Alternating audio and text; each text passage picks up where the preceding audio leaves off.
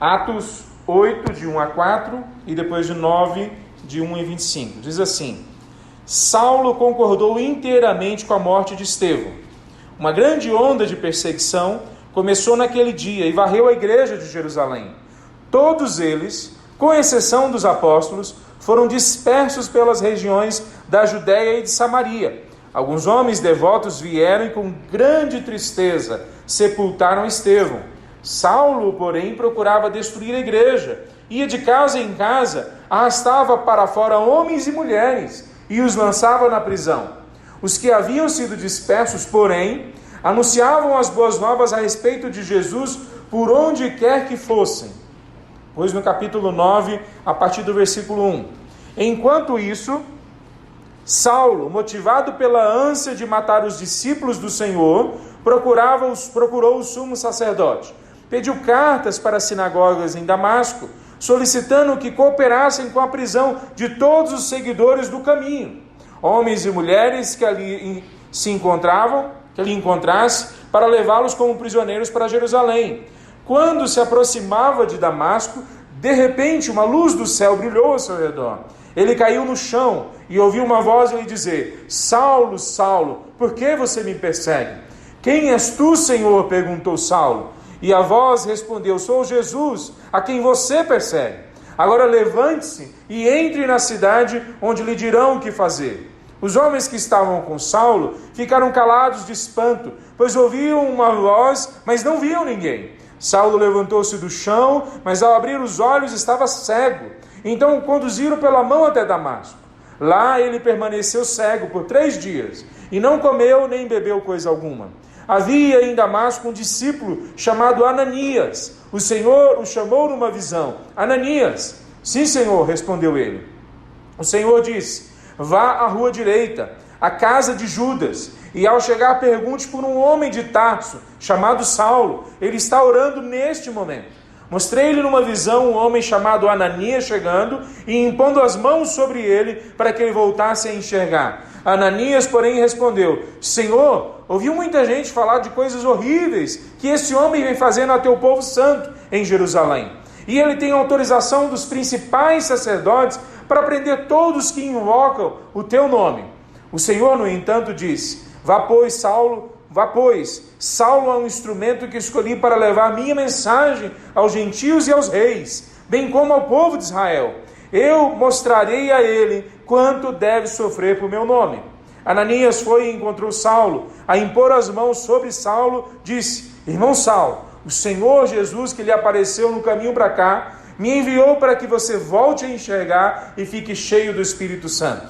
No mesmo instante, algo semelhante a escamas caiu dos olhos de Saulo e sua visão foi restaurada. Então ele se levantou, foi batizado e depois de comer recuperou as forças. Saulo permaneceu alguns dias em Damasco com os discípulos. Logo começou a falar de Jesus nas sinagogas, dizendo: ele é o Filho de Deus. Todos que o ouviam ficavam admirados. Não é esse o homem que causou tanta destruição entre os que invocavam o nome de Jesus em Jerusalém? Perguntavam: e não veio aqui para levá-los como prisioneiros aos principais sacerdotes? A pregação de Saulo tornou-se cada vez mais poderosa, pois ele deixava os judeus de Damasco perplexos, provando que Jesus é o Cristo. Depois de certo tempo, alguns líderes conspiraram para matá-lo. Dia e noite vigiavam a porta da cidade com a intenção de assassiná-lo, mas ele foi informado desse plano. Então, durante a noite, alguns dos seus discípulos o baixaram pela muralha da cidade, num grande cesto. Vamos orar? Santo Deus, tua palavra foi lida. Nós clamamos agora que o Senhor venha aplicá-la aos nossos corações. Nós desejamos ardentemente, Senhor Deus, que o Senhor fale a nós. Clamamos, ó Pai, que o Senhor impeça qualquer ação de Satanás, de demônios agora, que eles não tenham poder, ó Deus, capacidade de impedir a gente de enxergar, de ouvir, de entender e de nos comprometermos com o Teu reino. Pai, que Teus anjos possam estar aqui nos protegendo e que Teu Espírito Santo tenha liberdade, ilumina as nossas mentes para entender a Tua palavra, converta os nossos corações, derrama sobre nós o Teu poder e o conhecimento da Tua palavra. Em nome de Jesus. Amém, Senhor. Podeis sentar, meus irmãos. Depois de ler esse texto, talvez o que vem à minha mente, mais importante, talvez seja também na sua, que o que devemos temer não é a perseguição, mas é a falta da presença de Deus. O que nós mais devemos temer não é o sofrimento, mas é a falta de avivamento. O que nós deveríamos entender é que os inimigos externos não têm condições de causar em nós danos permanentes. Eles não têm condições de nos destruir e destruir a nossa alma. A nossa alma, a nossa vida, estando nas mãos de Cristo, nada, nem ninguém pode tirar das mãos dele. Mas os inimigos internos, esses sim, podem nos afastar dos planos de Deus para as nossas vidas e causar danos terríveis em nós. O que mais deveríamos temer não é a perseguição, mas é a falta de avivamento. Em 1930, ou por volta de 1930, Samuel Goodford, alguma coisa assim, ou Goodford, nunca sei falar o nome direito dele, um missionário canadense, trabalhava no norte da China, a região, na época chamada ainda de Manchúria, divisa com a Coreia do Norte, recebeu uma carta de sua agência missionária, dizendo que o exército chinês já estava dentro da China e ia logo chegar até onde ele estava. E que ele e toda a equipe que ele comandava tinha que sair do campo imediatamente. Eles tinham que voltar para o Canadá. Samuel mandou uma carta para a agência missionária dizendo que não iria obedecer, que ele iria continuar na China. Deus o mandou para lá e não iria ser uma perseguição que iria tirá-lo dali. E a agência mandou uma outra carta dizendo que ele tinha que imediatamente obedecer ou ele seria demitido. E aí ele mandou uma outra carta, antes, porém, ele conversou com a equipe dele e falou que iria pedir demissão, mas que iria continuar e que quem quisesse poderia voltar para o país deles.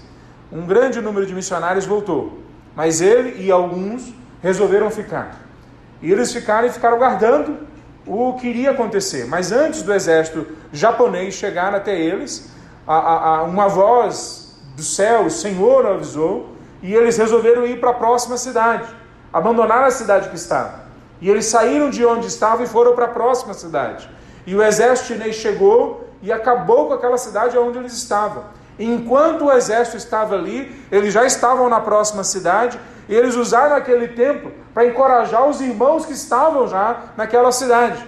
E aquele tempo que eles usaram ali para encorajar os irmãos, que a perseguição estava vindo, causou um avivamento entre eles. E a cidade inteira foi impactada. E logo o Espírito avisou eles de novo que o exército estava chegando. E eles levantaram o acampamento e foram para a próxima cidade. Só os missionários. A igreja avivada agora ficou ali. Quando o exército chegou, também dizimou, acabou com aqueles irmãos ali. E os nossos irmãos missionários, junto com Samuel, foram para a próxima cidade. Chegaram ali e foram encorajar os irmãos dessa próxima cidade.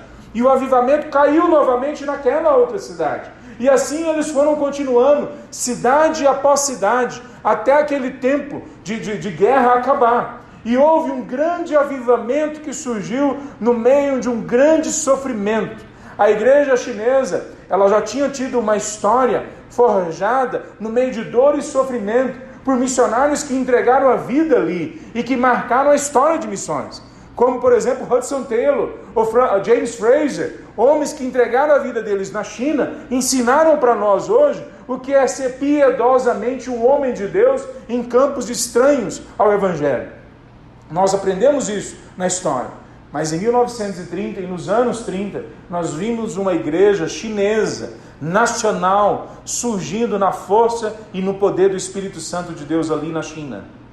Isso preparou a igreja para a grande perseguição que ainda viria. Em 1949, o comunismo toma o poder na China. Naquele momento, tinha mais ou menos 700 mil cristãos na China. Começa então toda uma perseguição, e uma perseguição intensa. Líderes ou eram mortos ou eram presos. Missionários, se eles não conseguissem sair correndo da China, fugindo, eles eram cerrados ao meio, eles eram mortos de uma forma terrível. Então foi uma grande perseguição. Em pouco tempo, a gente sabe que caiu de 700 mil cristãos para menos de 300 mil cristãos. Essa igreja foi dizimada. A gente soube que o que aconteceu ali foi uma queima das Bíblias, dos materiais, que fecharam todos os prédios, Todo mundo ficou entendendo que a igreja tinha acabado na China.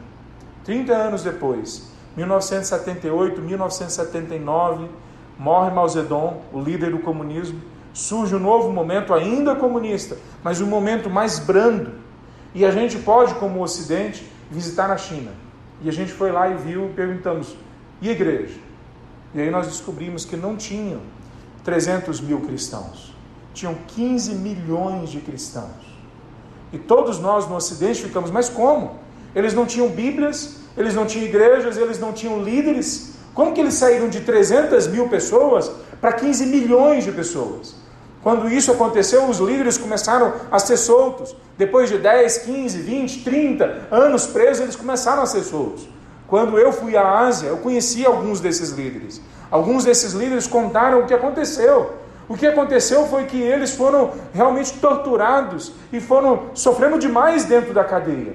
E quando eles acreditaram que nada mais poderia acontecer, eles descobriram que a partir da cadeia, Deus os estava usando para liderar um avivamento fora da cadeia. Hoje, tem mais de 100 milhões de cristãos. O maior avivamento, só lá na China, maior avivamento sem precedentes na história. Não temos explicação para esse avivamento, a não ser o poder de Deus. Cerca de 5 anos atrás, a gente acreditava que na China e em outros países ali na Ásia, a perseguição estava diminuindo, a ponto da gente acreditar que praticamente tinha acabado. A não ser em locais e situações específicas, a gente não achava que tinha mais perseguição. Muda o poder na China.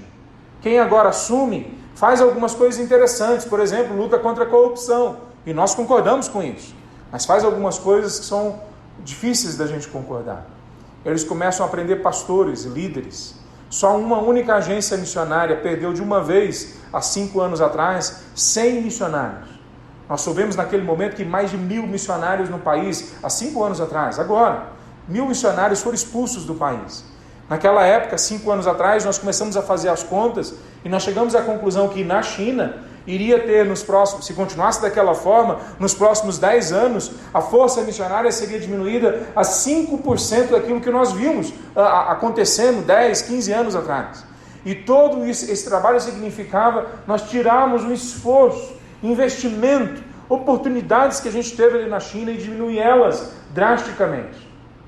Isso aconteceu de fato e está acontecendo neste momento.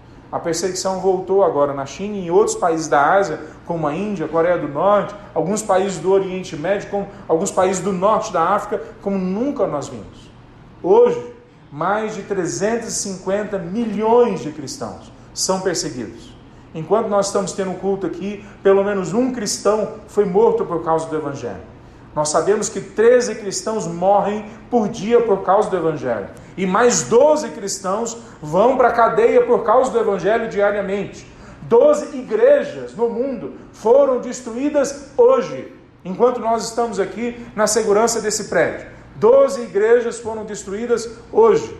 350 milhões de cristãos, irmãos nossos, são perseguidos. Mas ao mesmo tempo, quando nós falamos de opressão e sofrimento e perseguição, o que nós vemos ao olhar a vida desses irmãos é resiliência, é perseverança, é continuidade no trabalho deles. Na China, diminuiu, alguns dizem talvez 10 a 15% do número de crentes dentro das igrejas. Quem são esses crentes que saíram da igreja? Qual que é o seu chute? São aqueles que não tinham ainda realmente uma vida profunda com Deus, se é que já tinham alguma vida com Deus.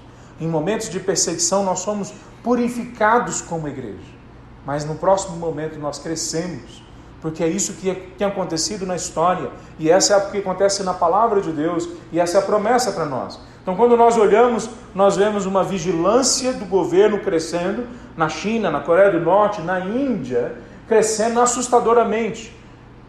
E essa vigilância por causa do Covid, ok, mas por causa do Covid acaba pegando os nossos irmãos, pegando os missionários, as igrejas. Mas ao mesmo tempo que temos vigilância, nós nunca vimos tantas portas abertas. Eu não sei se vocês sabem, mas o irmão André, quando criou uma agência chamada Portas Abertas, ele criou para responder para o mundo que não existiam portas fechadas. Anos atrás eu fui na Coreia do Norte Eu fui visitar para fazer uma prospecção daquele campo para uma agência missionária. E quando eu cheguei lá, realmente descobri um país fechado como nunca tinha visto. Nós chegamos no aeroporto e uma pessoa segue a gente a partir dali, da porta do aeroporto, e nós não podemos dar um passo, literalmente, sem ter alguém do governo junto com a gente. Se a gente fizer isso, nós vamos para a cadeia. Naquele país, nesse momento, uma das igrejas mais vivas do mundo está vibrante lá dentro. Dentro de cadeias, dentro de orfanatos, no interior passando fome, com muita dificuldade, mas uma igreja vibrante. Eu encontrei alguns desses líderes quando eu caminhei na Ásia em alguns locais. Líderes cheios do poder de Deus. Cheios do poder de Deus. Quando nós olhamos para essa perseguição, o sofrimento, sempre na igreja verdadeira, vem acompanhado de avivamento. Então o que nós temos que temer não é o sofrimento. O que nós temos que temer é a falta de avivamento. Deixa eu falar um pouco sobre esse texto que nós lemos. Eu orei e eu pensei em alguns textos que falam sobre perseguição da igreja, porque o testemunho do missionário, as informações do campo missionário são úteis a nós, mas o que pode mudar a sua vida e a minha é a palavra de Deus. Quando a gente olha esse texto da vida de Saulo, até então Saulo, depois ele muda o nome dele, é mudado o nome dele para Paulo, nós vemos um profundo contexto de perseguição que ele mesmo, Paulo, faz parte. Ele mesmo, Paulo, cria essa perseguição. E eu queria acentuar então algumas coisas. Primeira coisa que nós vemos nesse texto, no capítulo 8, no versículo 2 que nós lemos, que todo derramar do Espírito Santo tende a trazer uma grande opressão, uma grande perseguição. Todo o derramar, toda a ação do Espírito Santo, toda vez que nós vemos o Espírito Santo vindo com poder na história, nós também vemos Satanás se levantando para derrubar, para tentar derrubar a igreja que está se levantando naquele momento. Não é diferente nesse momento. Olhem o que acontece. Se vocês começarem a folhear o livro de Atos, vocês vão ver que ele começa com a promessa de um avivamento. Então vocês vão ficar em Jerusalém e vão esperar até que o Espírito Santo venha sobre vocês. Não sou eu que estou dizendo que isso é avivamento. Homens como o Dr. Richard, Franklin Ferreira, Dr. Franklin Ferreira, falam que esse é a notícia, é o testemunho, a apresentação de um avivamento no Novo Testamento. A partir do capítulo 1 de Atos, no 2, a partir do versículo 4, nós vemos o Espírito Santo vindo com poder sobre eles. Na primeira pregação que há, depois que o Espírito Santo vem, 3.000 pessoas se convertem. Na segunda pregação em público grande que há, 5.000 pessoas se convertem. E depois do capítulo 5 de Atos, nós vemos um número de homens e mulheres se convertendo que nós não temos mais como contar. E no meio dessa situação surge perseguição aqui e ali. E essa perseguição vai crescendo em momentos diferentes, em locais diferentes. Quando a gente olha essa realidade da perseguição, no meio do avivamento, no meio do poder de Deus, nós temos que clamar a Deus. Se não há perseguição aqui chegando até a nossa casa, é porque não há avivamento provavelmente nas fronteiras da nossa igreja. Primeira vez que eu recebi, que eu fui para o campo casado, que eu havia ido como solteiro, e a minha esposa foi, na época, só uma pessoa que eu conhecia, mal conhecia na verdade, foi fazer uma viagem de curto prazo. Ela era dentista, ela foi atender 2 minorias étnicas numa região montanhosa, e eu fui um dos missionários que a recebi. E a gente se conheceu, 3 dias depois eu convidei ela para sair, nós começamos a namorar, 2 dias depois ela viajou, eu não pude ir com eles para essa região montanhosa. Quando ela volta, dava 15 dias que a gente estava namorando, eu pedi a mão dela em casamento.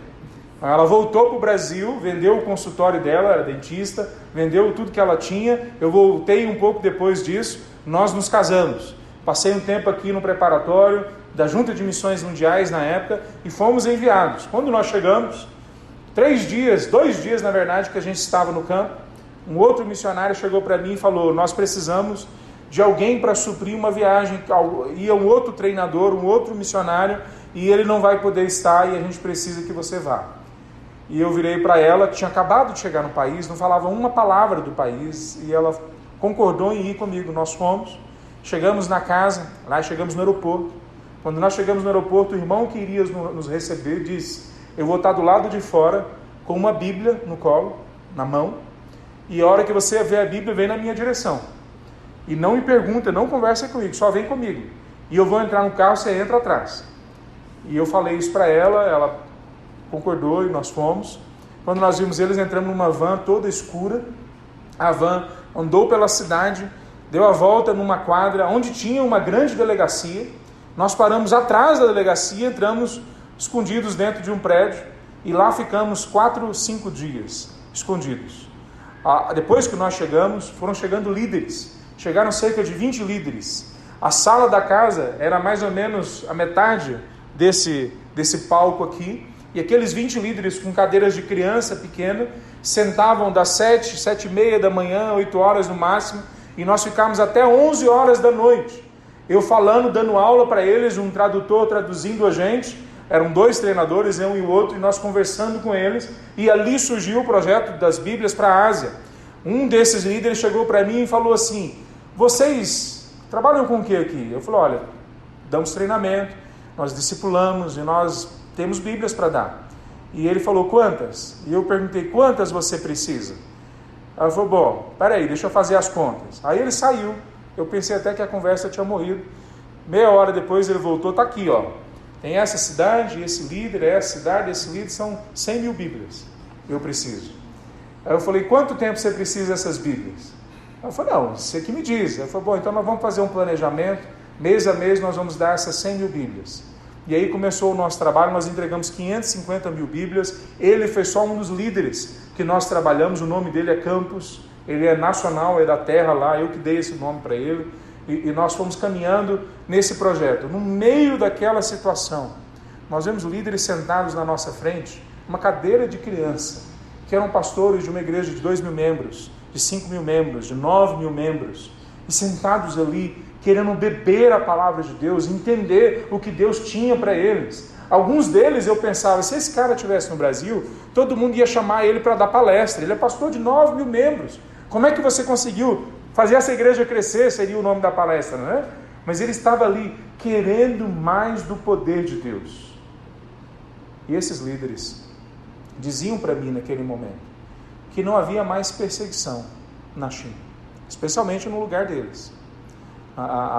E aí, quando nós terminamos aqueles dias ali, um dia, 11 horas, 11h30 da noite, o pessoal pegou eu e minha esposa, colocamos de novo no carro, levou a gente até uma estação de trem, numa cidade do lado, não era na mesma cidade.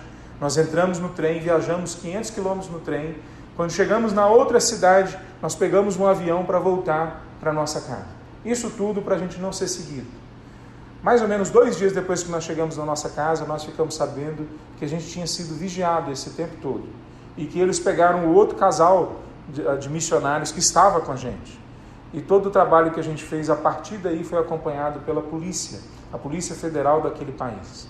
E nós pudemos vivenciar junto com aqueles líderes que uma perseguição era presente no meio de um avivamento.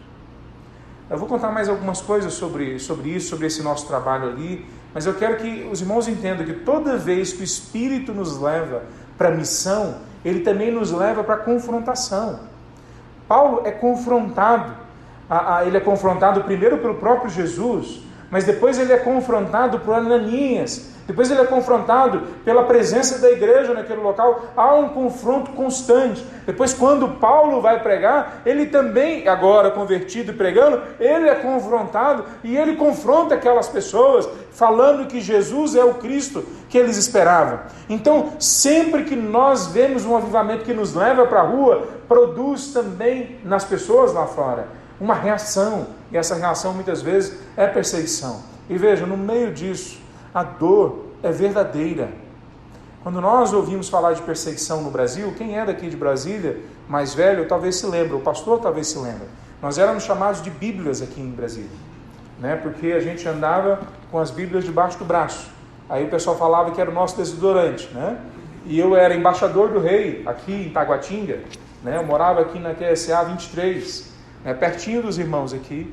E eu lembro que eu ia para a escola e os meninos tiravam sarro de mim porque eu era crente. Então eu era crente de verdade, né? Uma vez embaixador, sempre embaixador, não sei se tem outros aí, né? Então eu não fingia para os outros, eu falava que eu era crente. E isso me trouxe perseguição de verdade. né? No ano que eu nasci, em 1973, houve na Praça do Relógio, aqui em Taguatinga, uma queima de Bíblias. Colocaram várias Bíblias, uma montanha de Bíblias, e queimaram aqui no centro de Taguatinga. Então nós tivemos, e muitas vezes temos perseguição aqui no Brasil. Mas essa não é nem de perto a perseguição que os nossos irmãos têm sentido no norte da África, no Oriente Médio em alguns locais, em alguns locais da Ásia, uma perseguição que tem dor de verdade, morte física, que tem sofrimento verdadeiro, psicológico. As pessoas se derramam diante daquela dor que elas passam ali. Quando nós olhamos isso, nós precisamos olhar para o fato de que quando Paulo fala de perseguição em outro local, 2 Timóteo capítulo 3, versículo 12, Paulo fala que todo aquele que quer viver piedosamente será perseguido. Será por que a igreja brasileira não é perseguida? Eu tenho a impressão que falta em nós exatamente essa vida piedosa, esse avivamento. Porque toda vez que o poder de Deus vem sobre a igreja, vem junto também perseguição. Segunda coisa que nós vemos nesse texto, que os inimigos que nós temos, eles são também de carne e osso. Muitas vezes eu vejo a igreja se levantando aqui no Brasil e orando para Deus derrubar potestades e autoridades, demônios, e está completamente certo. Nós temos mesmo que orar por isso, e nós temos que orar muitas vezes com muito mais inteligência e sabedoria bíblica sobre isso. Se há coisas específicas que nós temos que orar, então que oremos de forma específica. Senhor, impeça que Satanás atrapalhe qualquer obra lá naquele país, lá no projeto daquele missionário. Nós temos que orar por isso. Mas veja, nós também temos que entender que os nossos inimigos não são só inimigos espirituais, sobrenaturais. Eles também são de carne e osso.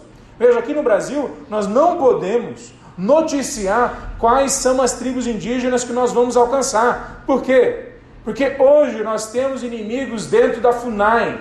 Nós queremos, só para ficar bem claro, transformar esses inimigos em amigos. Nós queremos que a graça de Deus invada a casa deles. Mas de fato eles nos têm como inimigos. Quando nós vamos trabalhar com quilombolas, nós precisamos tomar cuidado, porque algumas ONGs se fecham ao nosso trabalho e fazem com que o governo feche para a gente também. Nós precisamos estar atento a isso. Quando nós estamos em alguns países, veja, quando eu converso com irmãos nossos nesses países em perseguição, eu nunca ouvi sequer uma única vez eles pedindo para a gente orar pela perseguição para que ela acabasse. Nunca. Em mais de 15 anos, trabalhando com esses irmãos em países de perseguição, nenhuma única vez eles pediram para a gente orar para que acabasse a perseguição, o sofrimento, a dor que a perseguição traz. Eles oram por coragem, eles oram para se manterem firmes, fiéis até o fim. Mas aí eles continuam, se você quer continuar a conversa, eles continuam, eles falam, mas ore também para a gente não ser bobo.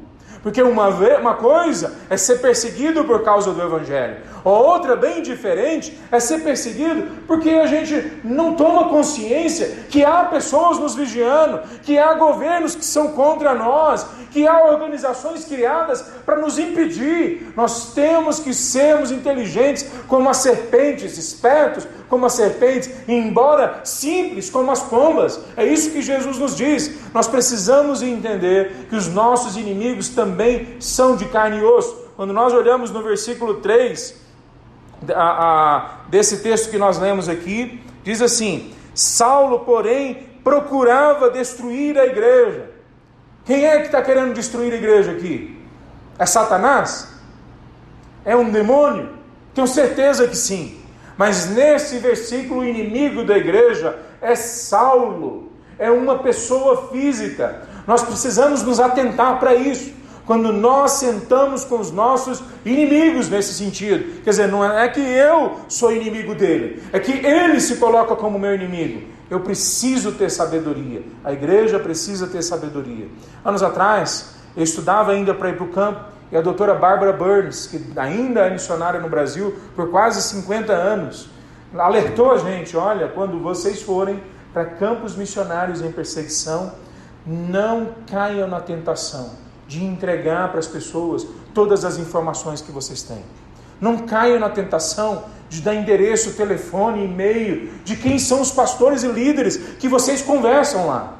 Hoje uma das grandes dificuldades que a gente tem no meio do Covid é que nós não temos mais acesso aos líderes chineses de forma, ou indianos, ou da Coreia do Norte de forma segura. Está fechado. Por quê? Porque todos os caminhos estão sendo vigiados. O WhatsApp dizia que é seguro, né? Que ele é criptografado de ponta a ponta. É sim.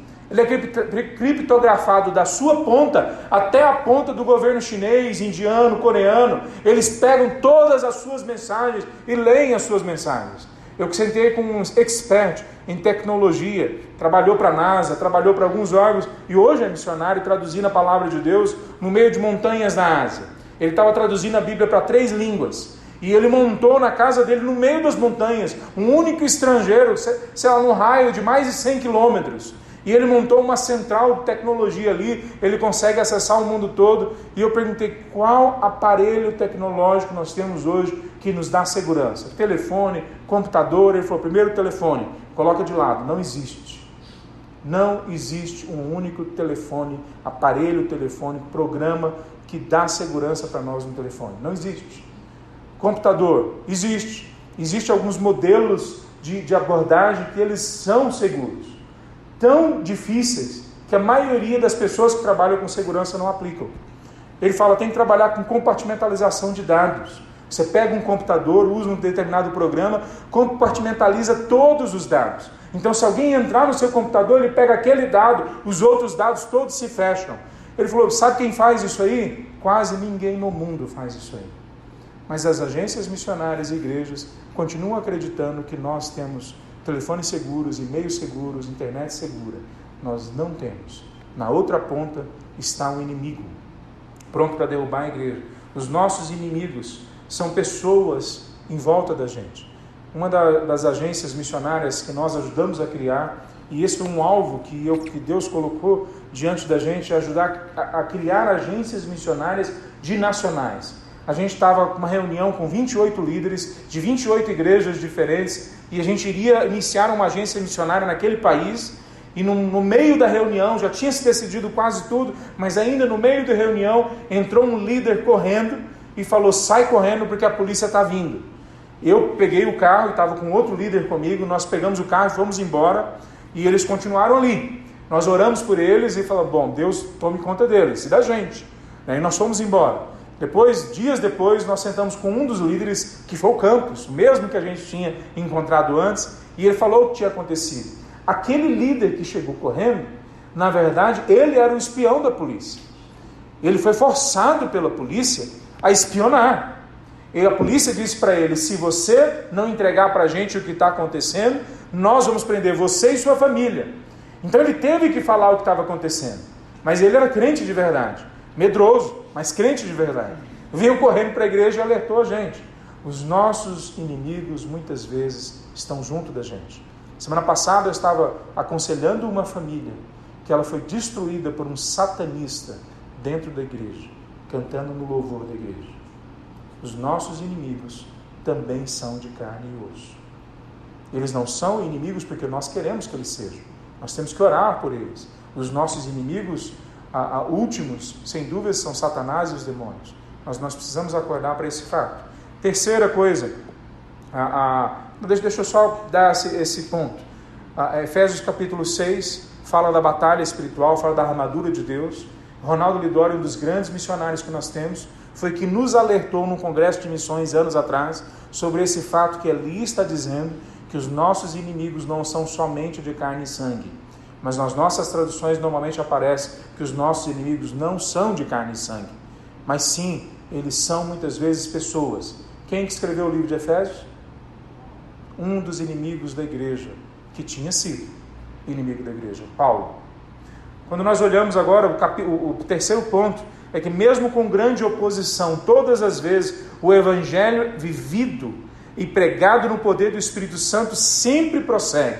Ele sempre vai para frente. Olha o versículo 4 como diz: os que haviam sido dispersos, porém, anunciavam as boas novas a respeito de Jesus por onde quer que fossem. Veja, quando nós vemos essa ação de pregação no meio da perseguição, quando o poder de Deus está junto, nós vemos o crescimento da igreja, das ações do reino de Deus, sem precedentes muitas vezes. Quando eu vejo as igrejas orando por um avivamento no Brasil, uma das coisas que eu tento alertar é o seguinte, que nós estamos vivendo agora o maior avivamento da história, nesse momento. Não está acontecendo, talvez na sua igreja, na igreja do vizinho, aqui em Brasília, mas está acontecendo no meio de tribos indígenas na Amazônia. Hoje nós temos mais de 2.500 pastores indígenas no meio da Amazônia, e a igreja ainda não conhece, a maior parte da igreja não conhece esse fato. A maior parte dos países que a perseguição é intensa, nós temos igrejas vivas lá dentro, igrejas que estão estourando no seu crescimento, mas muitas vezes a gente não percebe isso. O campus que eu falei para vocês, que me perguntou sobre as Bíblias, e depois nós acabamos distribuindo mais de 500 mil Bíblias juntos, essa mesma pessoa abriu 3 agências missionárias. Por causa dele, ele era um professor de escola bíblica numa igreja local. Por causa dele, nós temos hoje mais de 30 povos não alcançados que estão com equipes de missionários lá dentro. Por causa dele, nós temos missionários que saíram do país dele e foram para outros países da Ásia e vieram para a África. Por causa dele, na verdade, por causa do Espírito Santo trabalhando a partir da vida dele, porque essa é a realidade, nós vemos o Evangelho chegando aonde ele não tinha chegado. Quantas vezes nós vemos isso? Meus irmãos, jovenzinhos, se vocês querem fazer a sua vida valer a pena de verdade, se você quer fazer com que a sua vida realmente seja cheia do Espírito Santo, mas também cheia de significado, de valores eternos, não existe lugar melhor do que ir para o meio de missões transculturais, seja do outro lado da rua, seja do outro lado do mundo, porque aonde o Evangelho é pregado com poder, significa que ali ele vai crescer. Quarta coisa que eu queria trazer para os irmãos, que perseguir a igreja é sempre perseguir a Cristo Jesus. Veja como Paulo encara isso. No capítulo 9, versículo 4 e 5 diz: ele, Paulo, caiu no chão e ouviu uma voz lhe dizer: Saulo, Saulo, por que você me persegue? E ele fala: quem és tu, Senhor? Perguntou Saulo. E a voz respondeu: sou Jesus, a quem você persegue. Como assim? Paulo não estava perseguindo, não era a igreja do Senhor Jesus? Como agora isso se tornou perseguir o Senhor Jesus?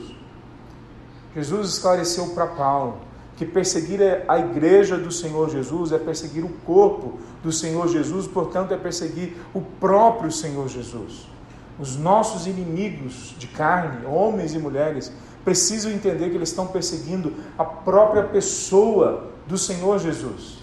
Não sei se você se lembra quem escreveu o livro de 1 Coríntios. Quem é que foi?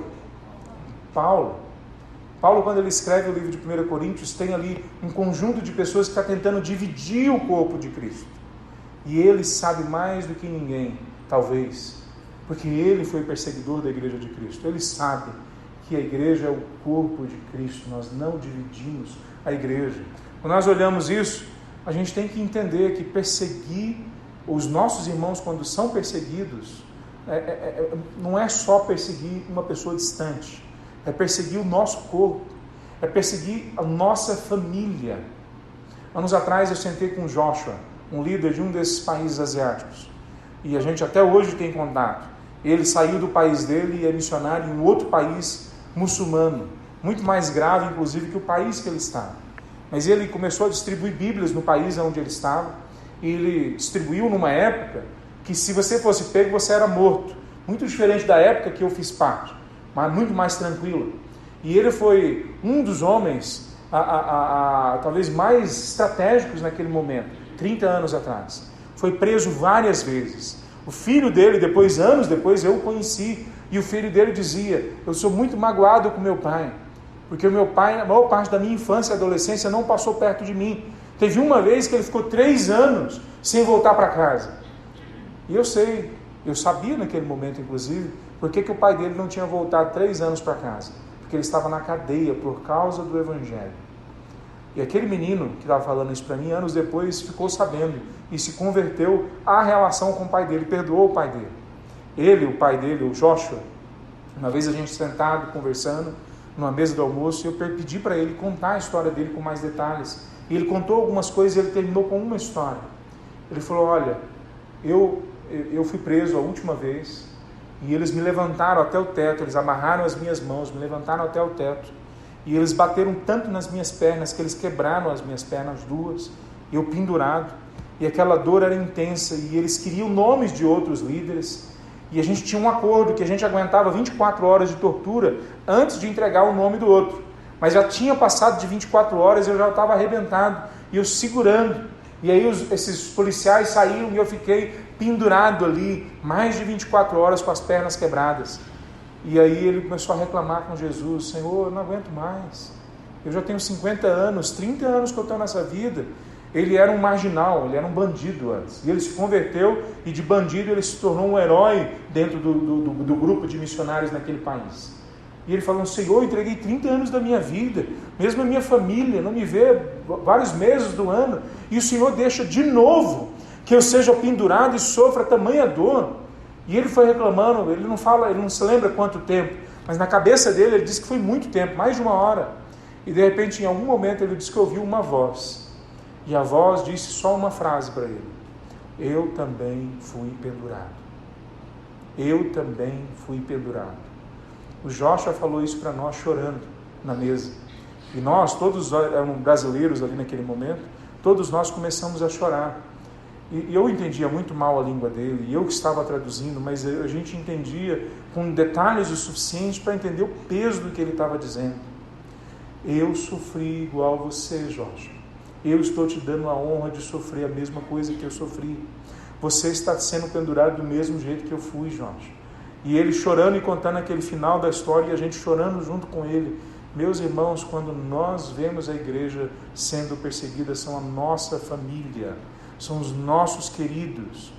Eu lembro uma vez que eu estava no norte da Mongólia, e nós estávamos andando num campus, os campos lá são lindos, são acima de 3.000 metros de altura, e campos verdes em uma determinada época do ano, e a gente estava chegando na casa dos missionários, dos irmãos locais, e quando nós chegamos naquele local, os irmãos nos levaram para uma casa escondida no meio de uma vila, que quase não tinha luz na rua, e nós entramos escondidos ali, sentamos com eles para jantar, e de repente o irmão entra correndo, porque tinha achado um cogumelo desse tamanho, o cogumelo. Aquele cogumelo, na época ele falou o preço, no Brasil custaria aí entre R$1.500 e R$2.000 naquela época. Hoje, como a moeda mudou muito, eu creio que seria talvez o dobro disso, uns R$3.000. Ele podia vender no mercado. Mas o prazer que ele tinha de trazer aquele cogumelo e fazer um ensopado para a gente, para irmãos de países diferentes, a maior parte deles em perseguição, nós curtimos juntos uma janta juntos, escondidos, cantando a meia voz para o vizinho não ouvir. Ele falou, ele abre mão de R$2, R$3.000, pobres, abre mão de R$2, R$3.000, porque é a nossa família que está junto no meio da perseguição. Meus queridos, toda vez que nós perseguimos, ouvimos falar de perseguição, nós temos que nos lembrar que a nossa família é Cristo Jesus que está sendo perseguido. A gente precisa escolher os lados quando chega a esses pontos. Qual é o lado que nós estamos? A mídia não vai ficar a favor da igreja. Existem algumas exceções. Nunca a ONU ou órgãos da mídia falaram tanto da perseguição aos cristãos como agora. Porque nunca foi tão escancarado também. Nunca teve tantos cristãos sendo perseguidos. Alguns acreditam que nós estamos vivendo nesse momento já o início da grande tribulação. Porque nós nunca tivemos tanta gente sofrendo por causa do Evangelho. Mas veja, em algum momento, eu creio que nós, igreja brasileira, vamos ter que escolher lados. De que lado que nós vamos ficar? Do lado de quem persegue a igreja ou do lado daqueles que são perseguidos? Quinta coisa que eu queria falar para os irmãos hoje, que o Espírito Santo sempre produz resultados surpreendentes naqueles que enfrentam piedosamente a perseguição e o sofrimento pelo Evangelho. Então nós vemos isso na vida de Paulo, nós vemos isso na vida dos irmãos na igreja. Se nós folhearmos desde o livro do começo de Atos, aquela pregação no capítulo 2 termina com conversão. No capítulo 3 começa o capítulo falando da cura de um aleijado. E os líderes na época prendem Pedro e João e falam para eles não pregarem o Evangelho, e Pedro e João oram naquele momento e continuam pregando o Evangelho. A igreja treme por causa do pedido deles, para que Deus desse mais coragem a eles. No capítulo 5, eles são presos novamente, e aí as autoridades falam para eles: não é para vocês pregarem. E eles, querendo ser bons cidadãos, respondem: olha, nós obedecemos várias coisas, é isso que eles estão dizendo, mas importa antes obedecer a Deus do que obedecer a homens. Capítulo 5, versículo 29. Depois, no capítulo 6, a igreja enfrenta um primeiro problema no meio do avivamento. Pessoas pobres, mas que a igreja supre, viúvas que a igreja supre, não estão sendo atendidas porque não fazem parte dos judeus de fala hebraica. Eles são judeus nascidos em outros locais gregos. E aí a igreja enfrenta aquele problema, coloca alguns diáconos ali à frente. Desses diáconos surgem homens que não fazem só o que diácono tem que fazer. Eles saem para pregar na rua. O primeiro é Estevão. O capítulo 7 fala da pregação de Estevão. No meio da perseguição, um homem se levanta e prega talvez o melhor sermão que a gente tem no Novo Testamento, que é o capítulo 7 do livro de Atos. E ao final do sermão, se fosse hoje em dia, nós não trataríamos Estevão como um bom pregador, porque ele não teve um bom resultado. Ninguém se converteu. Além disso, todos pegaram em pedra e apedrejaram ele. Esse é o resultado de Estevão. Então, humanamente, se a gente olha para o resultado de Estevão, ele não estaria nas mídias, ele não estaria hoje nas igrejas, ele não seria badalado. Mas quando nós olhamos o final do capítulo 7, Estevão olha para o céu e vê Jesus em pé do lado do trono de Deus. Sabe quantas vezes acontece, ou quantas vezes é narrado isso no Novo Testamento? Só 2 vezes. Uma delas aqui, a outra lá em Apocalipse. Só 2 vezes é narrado que o Cordeiro de Deus está em pé. E ele está nesse momento honrando o servo dele que está morrendo apedrejado. Depois no capítulo 8 nós vemos o início da conversão de Paulo, do trabalho de Paulo de perseguir e dessa grande perseguição que surge. E um outro diácono, agora Filipe, leva o Evangelho, primeiro a Samaria, onde ele vê pessoas sendo batizadas no Espírito, pessoas que ainda não haviam conhecido o Espírito, mas conheciam o Evangelho. Ele mesmo depois prega para um etíope, e por causa da pregação de Filipe, ainda hoje nós temos uma igreja lá na Etiópia, talvez uma igreja que precisa de reforma, mas ainda hoje nós temos o Evangelho, o cristianismo lá na Etiópia. Quer dizer, no meio de toda essa ação de perseguição, coisas maravilhosas acontecem. E o que falar da conversão de Paulo? Por causa de Paulo, mais de 50 missionários entram na equipe dele no passar dos anos.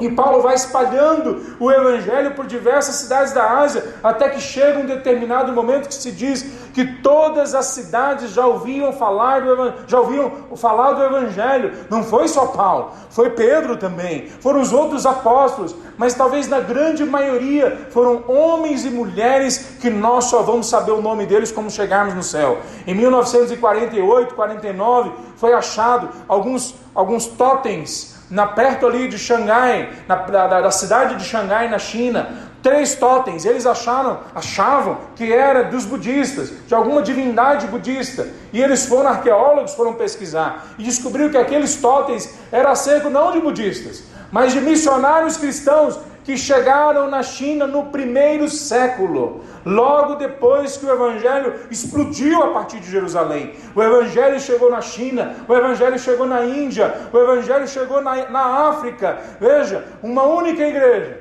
com 120 pessoas, dentro de um prédio talvez menor do que esse, por causa de um avivamento, no meio de uma perseguição, transforma o mundo inteiro, sem internet, sem televisão, sem recursos, sem muita gente capacitada, mas eles transformam o mundo. No capítulo 11, esses irmãos nossos são chamados de cristãos pela primeira vez. Pequenos cristos, era o que eles chamavam. Eles cheiravam como Cristo, eles falavam como Cristo, eles se comportavam como Cristo. Queridos, tem muita coisa acontecendo no mundo hoje. E uma das mais importantes, se não a mais importante, é que tem uma igreja, dentro da igreja, 7.000 que não se dobraram. Sabe da história de Elias, né? 2 milhões de judeus pelo menos. 2 milhões de pessoas no povo de Deus.